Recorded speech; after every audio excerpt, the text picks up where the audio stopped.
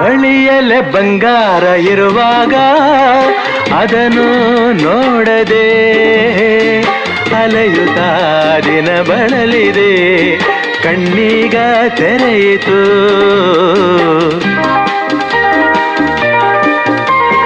ಬಯಸಿದ ಸೌಭಾಗ್ಯ ಕೈ ಸೇರಿ ಹರುಷ ಮೂಡಿತು, ಒಲವಿನ ಲತೆ ಚಿಗುರಿತು, ಕನಸಿನ್ನು ಮುಗಿಯಿತು.